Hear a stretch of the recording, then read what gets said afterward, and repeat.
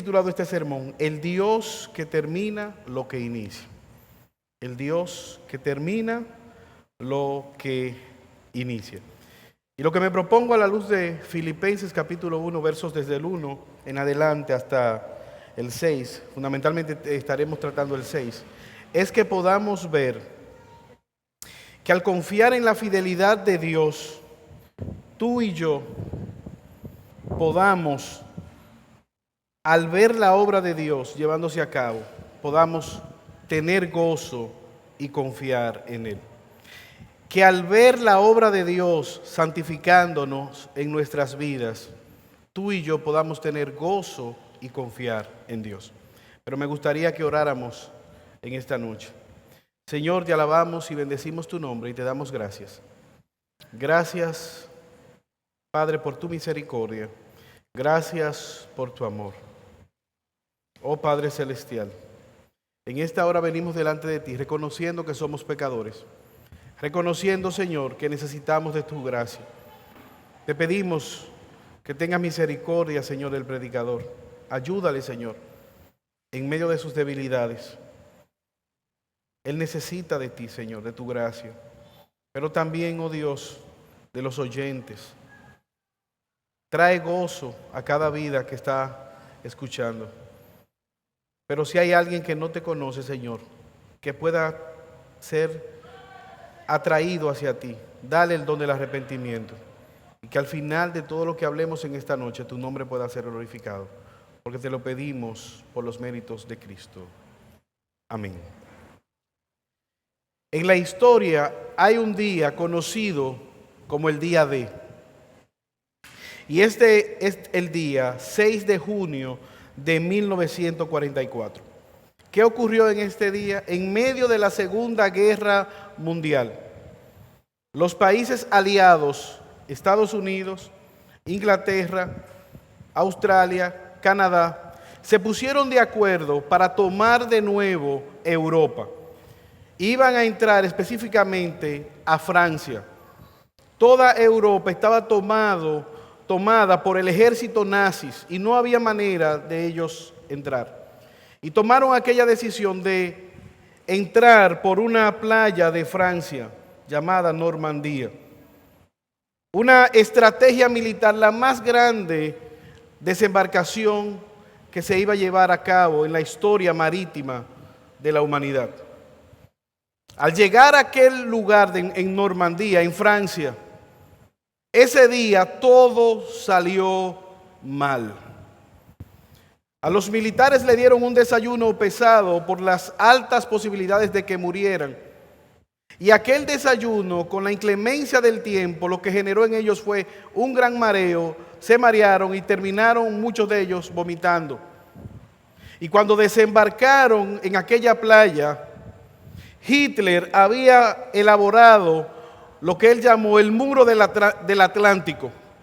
Habían construido una barrera de minas y habían puesto ametralladoras a todo lo largo de la costa, esperando justamente este desembarco. Muchos de los militares, cuando abrieron los barcos, llegaron mareados vomitando y murieron al instante, porque inmediatamente el ejército nazi abrió fuego hacia aquellos jóvenes, en su mayoría menores de 20 años. Pero aún así el ejército desembarcó. Digo que todo salió mal porque los bombarderos se equivocaron y siguieron de largo, y al tirar las bombas no hirieron a ningún soldado, no pudieron proteger a los aliados. La esperanza era unos tanques flotantes con un diseño para poder salir a flote, valga la redundancia, y poder llegar y proteger los soldados. Pero eran tan mala la condición del clima que los tanques también se hundieron. Y aquellos soldados estaban desprovistos de cualquier cuidado en aquel lugar. Pero decidieron avanzar. Y luego de aquel día de ataque y más de 10,000 soldados muertos, lograron abordar una cabeza de playa, una pequeña área de la playa. ¿Y cuál fue la importancia de este combate? Que aquel pequeño avance, aquel combate pequeño en comparación con la Segunda Guerra Mundial, aquella tragedia militar, fue el inicio del final de la Segunda Guerra Mundial. Todos los historiadores coinciden en que el día D marcó el inicio de la Segunda Guerra Mundial. Hitler declara que este fue el día en el cual la Segunda Guerra Mundial, él sabía que iba a perder la Segunda Guerra Mundial. En el texto que nosotros vamos a ver, Pablo le escribe a los filipenses y él narra un texto, un evento interesante, la obra de Cristo en la vida de ellos. Acompáñame, hermanos, a Filipenses capítulo 1, desde el verso 1 hasta el 7. Pablo y Timoteo, siervos de Jesucristo, a todos los santos en Cristo Jesús que están en Filipos, con los obispos y diáconos, gracia y paz a vosotros, de Dios nuestro Padre y del Señor Jesucristo. Doy gracias a mi Dios siempre que me acuerdo de vosotros, siempre en todas mis oraciones, rogando con gozo por todos vosotros, por vuestra comunión en el Evangelio desde el primer día hasta ahora. Verso 6. Estando persuadido de esto, que el que comenzó en vosotros la buena obra, la perfeccionará hasta el día de Jesucristo. Como me es justo sentir esto de vosotros, de todos vosotros, por cuanto os tengo en el corazón y en mis prisiones, y en la defensa y confirmación del Evangelio, todos vosotros son participantes conmigo de la gracia. Porque Dios me es testigo de cómo os amo a todos vosotros en el entrañable amor de Cristo. Tú y yo debemos confiar en la obra santificadora que Dios está llevando a cabo en nuestras vidas.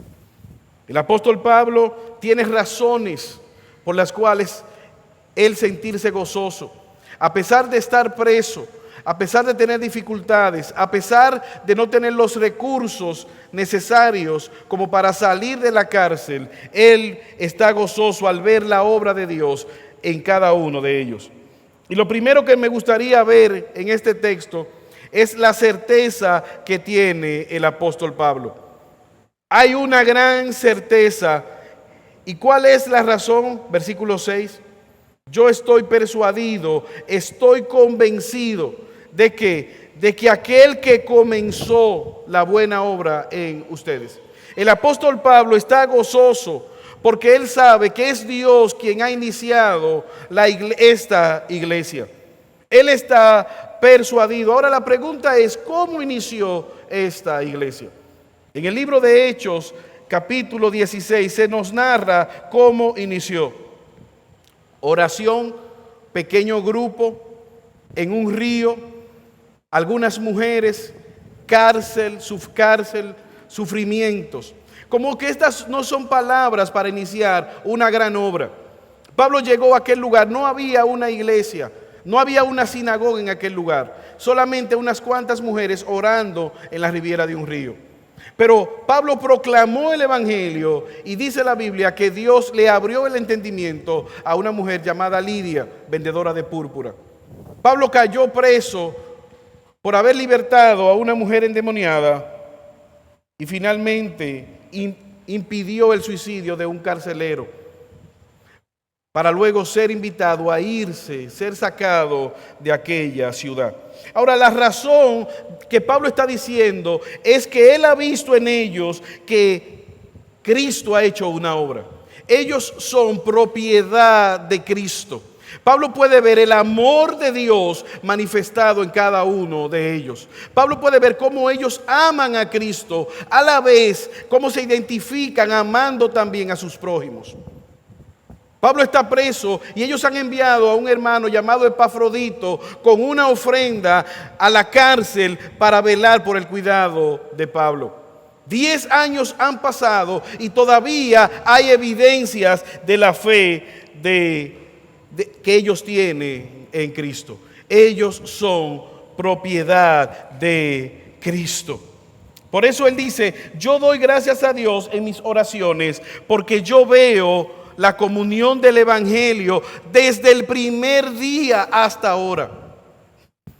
A veces nosotros somos especialistas haciendo una doctrina con un versículo. Hacemos una doctrina con un versículo. A veces se dice, no, él está en su primer amor. El primer amor. Entonces decimos, no, él está frío porque ya perdió su primer amor. Pero el verdadero creyente siempre se mantiene unido al amor de Cristo. Siempre está unido confiando en la obra de Cristo. ¿Por qué? Porque somos propiedad de Cristo y esa obra no se detiene. Esas manifestaciones que se producen en el creyente no se detienen. ¿Por qué? Porque el creyente es propiedad de Cristo.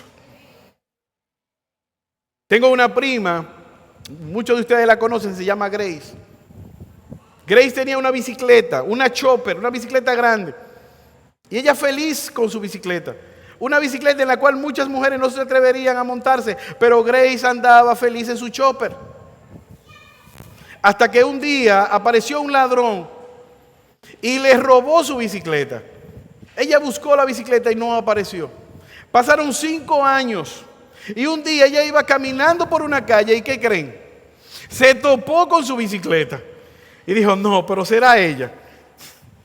Y cuando vio, ella le tenía el nombre grabado debajo en la barra de la bicicleta. ¿Y qué usted cree que hizo Grace? Ella agarró, se montó en su bicicleta y comenzó a pedalear. Y alguien salió corriendo, ¡ay, la bicicleta! Y ella se fue para su casa. Y llegó a su casa. Después apareció alguien, no, esa bicicleta. Mire, esa bicicleta es mía, mire mi nombre, está grabado. No, pero yo la compré. Usted compró algo robado porque es mi bicicleta y se queda en mi casa. Pablo está seguro porque él ha visto la señal de la obra de Cristo en los filipenses. Ellos son propiedad de Cristo y Cristo ha iniciado una obra en ellos. En el pasado, Él la está perfeccionando. Ahora vemos esta obra como inició en el pasado. La salvación es obra de Dios. Estando persuadido de esto, mira cómo dice el versículo 6, que el que comenzó tiempo pasado, se hizo una obra en ustedes. Dios inició una obra en ellos. Dios los salvó y no se va a quedar paralizado. Comenzó, empezó, inició. Ellos no estaban buscando ser parte de la obra de Dios. Ellos no estaban esperando a Pablo, ni Pablo estaba esperando encontrarse con ellos. Pero Dios tenía propósito en la vida de ellos. Si usted mira a su alrededor, muchas de las personas que hemos llegado a esta congregación, no planificamos en nuestra vida no nos pusimos de acuerdo para juntarnos en este lugar. Pero Dios en su misericordia nos ha adquirido a precio de sangre y nos ha colocado en este mismo lugar. Nos está perfeccionando. Y Pablo dice, estoy seguro de aquel que ha hecho la obra en el pasado, que inició en cada uno de ustedes esa obra, la va a perfeccionar. Uno de los juicios más grandes que nosotros vemos en las Escrituras está en el profeta Amós. Amós le escribe tanto a Judá como a Israel, porque abandonaron el pacto que habían hecho delante de Dios. Y uno de los reclamos que pasó el pueblo de Israel fue que se olvidó de Dios, que se olvidó de la obra que Dios había hecho por ellos en el pasado. Y si hay algo que nosotros vemos en las Escrituras, es que la salvación es obra de Dios, de inicio a fin. Y Amós les dice a ellos, ¿ustedes se acuerdan de Egipto cuando ustedes eran esclavos? ¿Cómo fue Moisés? Moisés dijo, dice Dios que dejes ir a mi pueblo. A un faraón con un ejército, con carro, con guerra, va un pastor de un desierto y dice que dice Dios que despache la mano productiva de este imperio. Que Él te ordena a ti que lo deje ir. ¿Usted se imagina a Faraón? Ven acá, ¿y quién es que mandó a hacer gracia? ¿Y aquí con quién tú cuentas? ¿Dónde está tu ejército? ¿Cómo tú me obligas?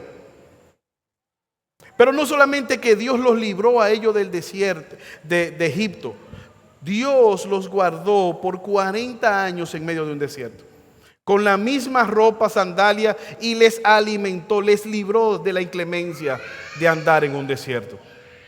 Pero Dios les llevó hasta la tierra prometida y aniquiló a los gigantes que habían en ella, hombres inmensos, y les permitió entrar a una tierra que fluye leche y miel, cosechar lo que ellos no sembraron y darle la seguridad en medio de aquella tierra. Pero ¿qué ocurrió en Amós? Que el pueblo de Israel se olvidó de Dios. Le dieron la espalda, olvidó la obra que Dios había hecho en favor de ellos. Y si somos sinceros, hermanos, con mucha frecuencia nosotros olvidamos lo que Dios ha hecho por nosotros en el pasado. ¿Dónde estarías tú si no hubiese sido por Cristo y por su palabra? ¿Dónde estaríamos nosotros si Cristo no nos hubiese alcanzado? Este fue el caso de los Gálatas. Ellos habían sido salvos por la proclamación del Evangelio. ¿Pero qué creen? Llegaron unos judaizantes enseñándoles que con buenas obras ellos podían ganar su salvación. Y compraron el Evangelio. Esa idea, menospreciando el Evangelio. ¿Por qué? Porque cada uno de nosotros, al igual que los Gálatas, tiene un fariseo dentro. Y nos agrada tratar de comprar, de ganar nuestra salvación. De hacer cosas para que Dios nos ame. De hacer cosas legítimas con motivaciones equivocadas. El apóstol Pablo le dice: Dios ha iniciado una obra en ustedes. Hay evidencia de esa obra, lo que Él hizo con ustedes en el pasado. ¿Qué habían ellos? ¿Cómo se había manifestado? El caso de Lidia que mencionamos anteriormente. Ella escuchó el Evangelio. Dios abrió el entendimiento. Dios le dio convencimiento de pecado. Ella escuchó con fe. Ella creyó y obedeció el mandato de parte de Dios. Inmediatamente dice Lidia: si yo he hallado gracia delante de ustedes, vengan para mi casa. Mi casa está a la disposición del Evangelio. Mis recursos están a la disposición de la causa del Evangelio. Una obra hecha por el Espíritu Santo totalmente. Juan dice: a todos los que le recibieron, Juan 1:12, a los que creen en su nombre le dio potestad de ser hechos hijos de Dios. Santiago capítulo 1 versículo 18, Él, hablando de Dios, de su voluntad, nos hizo nacer por la palabra de verdad para que seamos primicia de sus criaturas. La palabra de Dios trae a vida nueva. El escuchar la palabra de Dios produce fe, enciende nuestros corazones. Nos da convencimiento de pecado, nos da deseo de escuchar más y de vivir por la causa del Evangelio. Efesios 1:4, Él nos escogió en Él antes de la fundación del mundo para que fuésemos santos y sin manchas delante de Él. Yo no voy a ganar mi salvación santificándome. Yo voy a ser santo, yo estoy siendo santificado porque Dios me alcanzó y me ha dado tanto el querer como el hacer. Romanos 8:29, a los que antes conoció, a esto los predestinó, le puso un destino final. ¿Para qué? Para que fuesen hechos conforme a la imagen de su Hijo, para que Él sea el primogénito de muchos hermanos. Y a los que predestinó, a estos también llamó, y a los que llamó justificó, y a los que justificó, a estos glorificó.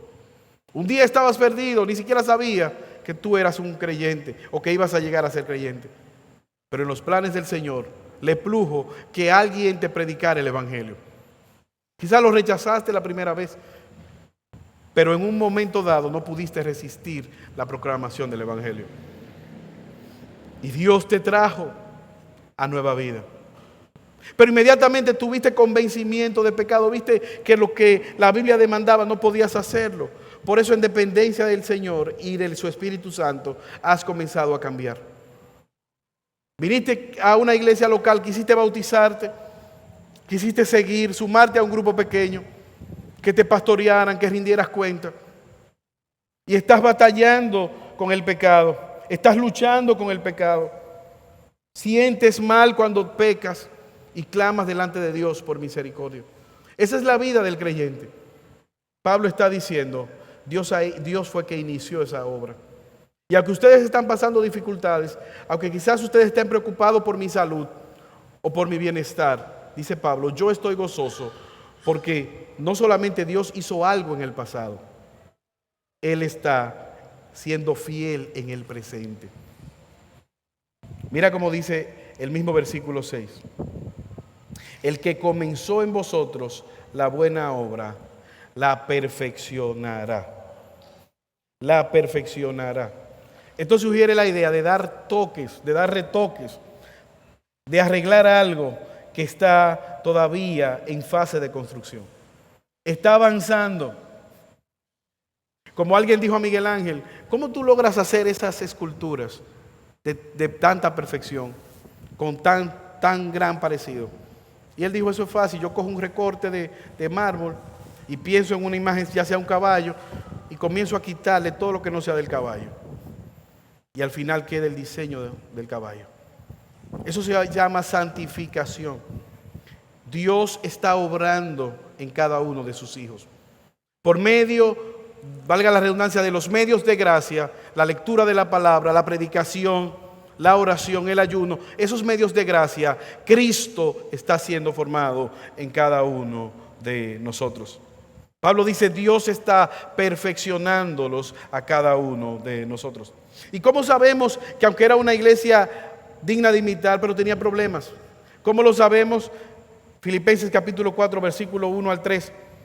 Así que, hermanos míos, amados y deseados, gozo y corona mía, estad firme en el Señor. Versículo 2, Filipenses 4. Ruego a Evodia y a Síntique que sean de un mismo sentir en el Señor. Asimismo te ruego a ti, compañero fiel, ayudes a aquellas que combatieron juntamente conmigo en el Evangelio, con Clemente también y los demás colaboradores míos, cuyos nombres están en el libro de la vida. Regocijaos en el Señor siempre. Otra vez os digo, regocijaos. ¿Qué dice Pablo? Dos hermanas, Evodia y Síntique, tienen una riña, están peleando, y eso ha llegado donde Pablo. Tienen la iglesia en una disyuntiva. Pero hay otra situación, Filipenses 2:3, Pablo le dice, nada hagáis por contienda ni por vanagloria. Antes bien con humildad, estimando cada uno a los demás como superiores a sí mismo. No mirando cada uno por lo suyo propio, sino por los de los demás. Y pone el ejemplo de Cristo. Es decir, que en medio de esta comunidad, una comunidad de amor, una comunidad de creyentes, una comunidad de gente fiel, había problemas. ¿Por qué, hermanos? Porque Cristo está trabajando con una materia prima imperfecta. Y eso es parte de la obra de Cristo.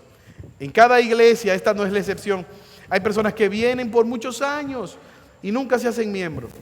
Y escuchan el último coro, lo escuchan allá en la puerta. No se hacen miembros de las iglesias.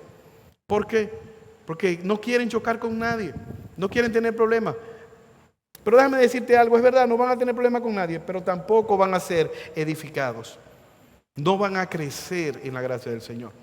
Porque la manera como Dios ha estipulado es que en un cuerpo nosotros nos nutrimos de los dones de otros y somos nutrimos a otros y somos nosotros nutridos. Ahora, ¿cuál es el problema? Que a veces no nos gusta el sufrimiento. Hace algunos días, a mí me gusta mucho ahora en Navidad las gomitas navideñas, pero específicamente la gomita roja. Yo destapé un empaque y voy siempre detrás de la gomita roja. Pero cuando abro el empaque, una gomita roja. Veo bien el empaque, cuando veo 5 gomitas verdes. Si a ti te gustan las gomitas verdes, me gustaría saludarte al final de esta actividad. Todavía no he conocido a nadie que le guste las gomitas verdes. De hecho, dicen que la hacen de pasta dental, no sé si es verdad, pero son malísimas. Pregunté, ¿a quién se le ocurre poner 5 gomitas verdes y una sola gomita roja en un empaque? Esto tiene que ser un error. Pues busqué otro empaque de gomitas. ¿Y sabes qué? ¿Cuántas gomitas rojas había? Una gomita roja. ¿Cuántas verdes? 5 gomitas verdes. Dijo, no, pero esto es malicia del mismo Satanás. Pero así somos nosotros, hermanos. Nada más nos gustaría que en la vida vengan las gomitas rojas. Que lleguen gomitas rojas nada más. Mucha bendición, mucha cosa linda, mucha cosa buena, bonita, bonita. Bendición, bendición, bendición. A tal punto que cuando un evangélico habla de bendición, o es un viaje que le salió, o le mandaron una caja de Nueva York, le mandaron unos dólares, lo ascendieron en el trabajo, se sanó de una enfermedad. Hermanos, ¿qué tú dirías si alguien, como yo decía el otro día, te botan de tu trabajo, te botan de la ciudad, te apedrean y te prohíben que vuelvas a entrar? Pablo dice, esta leve tribulación. El salmista David dice, a mí el sufrimiento me ha hecho bien. Si somos sinceros, en medio de las pruebas, en medio de las dificultades, somos esos, crecemos en el Señor. En un mundo rápido no nos gustan los procesos, no nos gusta esperar, no nos gusta no tener el control, no nos gusta. Nos gustaría tener todas las cosas resueltas. Pero el carácter, hermanos, dura toda la vida. Formar el carácter implica que nosotros estamos confiando en Dios aún en los momentos difíciles, aun cuando no entendemos lo que Jesús está haciendo. La última vez que yo prediqué en este lugar, en Filipenses, yo terminé el sermón diciendo, no pongas tu gozo en tu salud, no pongas tu gozo en el ministerio, no pongas tu gozo en tu familia. Y al salir de aquí, en esa semana se me diagnosticó COVID. Y entonces ahí tuve que comenzar a aplicar el sermón. Y estar guardado por más de 2 semanas en mi casa. Ahora, hermanos, la pregunta, ¿en qué área de tu vida Dios está obrando? ¿Puedes tú ver un antes y un después de Cristo? Cuando Cristo nació, dividió la historia en un antes y un después. Si revisamos tu vida, hay un antes y un después de Cristo. Todo aquel que Dios ha salvado, Él lo está transformando. Los filipenses están sosteniendo económicamente generosamente la vida del apóstol Pablo. Pablo les está edificando con la palabra que les escribe. Y ambos han hecho esa comunión de servicio mutuo. Y Pablo dice, yo veo el crecimiento. Han pasado 10 años y ustedes están firmes en los caminos del Señor. Ustedes han perseverado. Ustedes han crecido espiritualmente. Hermanos, el año está finalizando. Pero si tú te sentaras y hicieras un inventario, ¿estás tú más cerca de Dios? ¿Has añadido algo, aparte de libras, a tu cuerpo? Espiritualmente, ¿le has añadido algo? ¿Ha crecido tu fe? ¿Memorizaste algún versículo en este año? ¿Aumentaste tu vida de oración? No, pastor, en mi casa lo que se aumentó fue la hora de Netflix. Ahora hay una serie, mire, explosiva. Hermanos, ¿cómo vamos a crecer en el Señor si llevamos a nuestros hogares cosas que compiten con nuestro crecimiento en el Señor? El apóstol Pablo puede ver la obra de Dios en el pasado, está viendo la obra de Dios en el presente. Y él está confiado de que Dios será fiel también en el futuro. Versículo 6. Parte final del versículo 6. Estando persuadido de esto, que el que comenzó en ustedes la buena obra, la perfeccionará hasta el día de Jesucristo. Esa obra no se detiene, será perfeccionada hasta el día de Cristo. Un día Cristo vendrá y pedirá cuentas a las naciones. Juzgará a su pueblo. Te juzgará a ti, me juzgará a mí. Pedirá cuenta al impío, aquel burlador, aquel que se está riendo, aquel que vive en pecado. Pero Pablo le dice, para ustedes no hay ningún temor, porque ustedes son propiedad de Cristo. Él ha hecho una obra en el pasado, Él los está santificando y Él mismo les va a guardar de manera tal que ustedes van a estar en el tribunal de Cristo y van a poder ponerse en pie confiadamente, no por sus obras, sino porque Cristo les ha de perfeccionar. Aquel Cristo que dio su sangre para salvarle es el mismo Cristo que dejó su Espíritu Santo para santificarle, para dirigirle. Y es el mismo Cristo que está sentado a la diestra de Dios el Padre, intercediendo por cada uno de ustedes. Y finalmente es el mismo Cristo que nos va a guardar hasta el final. Su vida está atadas desde el primer día hasta el final a la obra de Cristo. Como hemos titulado nuestro campamento, anclados en Cristo. Ustedes fueron hechos parte de la familia de Dios. Su sangre está en cada uno de ustedes. Su corazón ha sido transformado. Y es el mismo apóstol Pablo que dice: ¿quién nos separará del amor de Cristo? Peligro, espada, muerte, tribulación, angustia, hambre, persecución, escasez. Para finalmente terminar, no hay nada, ni lo alto, ni lo profundo, ni ninguna otra cosa creada. No, pero los ángeles, no, ningún ángel, ni ningún principado. No hay diablo que nos arrebate de las manos de nuestro Salvador. Por eso, hermanos, si estás en Cristo, tú puedes confiar plenamente de que Él te guardará sin caída. Ahora, hay otro elemento a nosotros considerar en esta hora. Nuestra obra será evaluada aquel día, como dice el apóstol Pablo a los Corintios en el capítulo 3, versículos desde el 10 al 13. Le dice Pablo a los Corintios: conforme a la gracia de Dios que me ha sido dada, yo como un perito arquitecto puse el fundamento. Yo les prediqué a ustedes, Corintios, lo esencial, el evangelio. ¿Y qué ocurrió? Vino otro y comenzó a edificar. Pero cada uno mire cómo sobreedifica. Primera de Corintios 3, verso 10. Porque nadie puede poner otro fundamento que el que está puesto, el cual es Jesucristo. Y si sobre este fundamento alguno edificare oro, piedra, plata, piedras preciosas, madera, heno, hojarasca, la obra de cada uno se hará manifiesta, porque el día de Cristo la declarará. Pues por el fuego será revelada, y la obra de cada uno, cual sea que fuera, será aprobada. ¿Qué está diciendo Pablo? Yo puse el fundamento de Cristo. Ustedes han sido edificados, pero cada uno de ustedes, mire cómo está edificando. Mire cuál es el material que usted está utilizando para edificar su vida cristiana. Es un lenguaje metafórico. Mira cuáles son los principios, cuáles son esos ladrillos que tú estás poniendo. Y yo sé que en este lugar hay adolescentes, hay jóvenes que me están escuchando.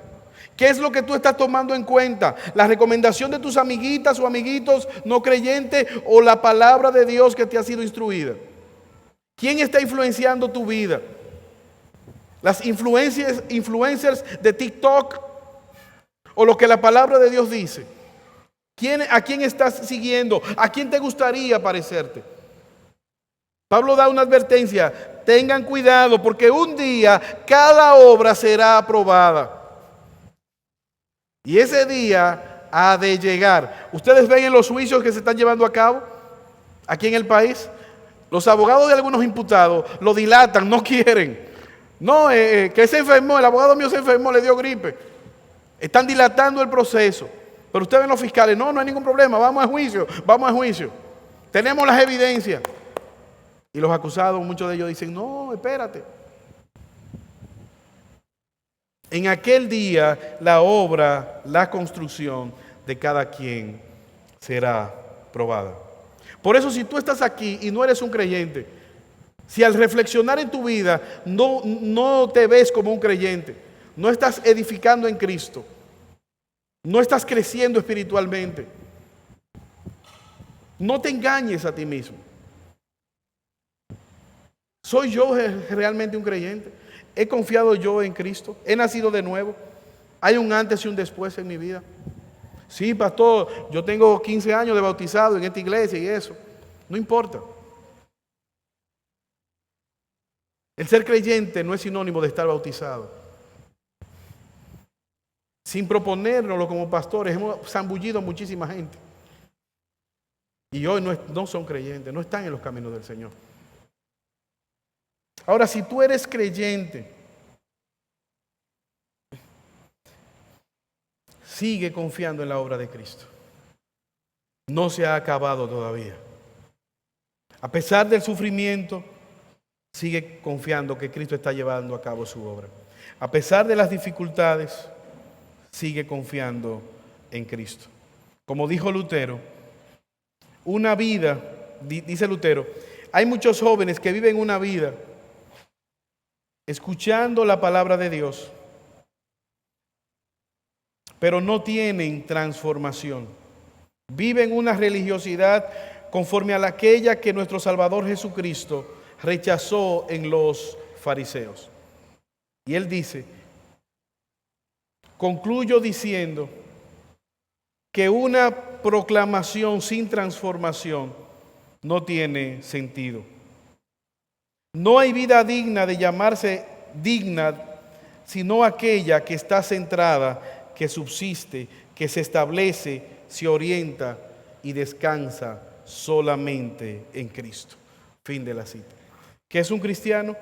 Es uno que está centrado, que subsiste, que se orienta, que confía, que su vida descansa solamente en la obra gloriosa de Jesucristo. Hace algún tiempo escuché, no sé si tenemos la foto, Reinaldo, de una catedral en España. Se llama la Catedral de la Sagrada Familia. Y esta catedral se caracteriza por todo el tiempo que tiene sin construir. Mírela ahí. Más de 136 años que se construyó. Más de 96 millones de dólares se han invertido y no se ha terminado.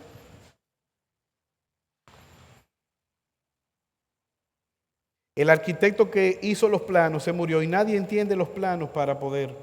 Gaudí hizo el plano. Pero lo más triste de la catedral, ¿sabes qué? Que se han planificado, no la van a terminar. No la van a terminar. ¿Sabes por qué? Porque los españoles descubrieron que ellos hacen más dinero por el turismo de la gente que va a ver esta gran obra de tantos años, de tanto dinero y que no se ha terminado. Tomarse foto en esta catedral que no se ha terminado. Mira, esa es la catedral que se gastan más de 96 millones de euros. Tiene 130 y pico que no se va a hacer. Vamos a tomar una foto y hacen turismo para allá. Entonces ellos se han dado cuenta que cobrando la entrada ganan más dinero que terminando la catedral. Y por eso no la van a terminar. Aparte de que no entienden los planos, ya no la van a terminar. Hermanos, que tu vida no sea como esta catedral. Un monumento a la inconclusión espiritual. Que si alguien dejara de verte y pasara 10 años y vuelve, pueda notar que ha habido una transformación en Cristo. Porque la sangre de Cristo es capaz de hacerlo. El Evangelio no falla, el Espíritu Santo es real, la palabra de Dios nos santifica. Él ha provisto los medios de gracia. Si no hemos avanzado, el problema somos nosotros. Hermanos, que Dios nos ayude en esta noche a confiar en su obra, así como Él lo hizo con los filipenses. Que confiemos al ver la obra santificadora de Dios, al ver su obra en el pasado, al ver su obra en el presente, también podamos confiar en Él, de que Él va a terminar exitosamente lo que ha iniciado en cada uno de nosotros. Oremos. Señor, te alabamos y bendecimos tu nombre y te damos gracias, oh Dios, por tu misericordia. Ayúdanos, oh Señor, en esta hora, cada día, a confiar en ti, Señor, a descansar en tu obra. Señor, líbranos de la negligencia, ayúdanos a ser obreros fieles. Que cada día, Señor, podamos crecer en tu gracia. Una vez más te ruego que si hay alguien que no te conoce, que tú les des el don del arrepentimiento, así como tú abriste el entendimiento de Lidia, la vendedora de púrpura. Estos favores te lo pedimos por Jesús. Amén. Dios le bendiga, hermanos.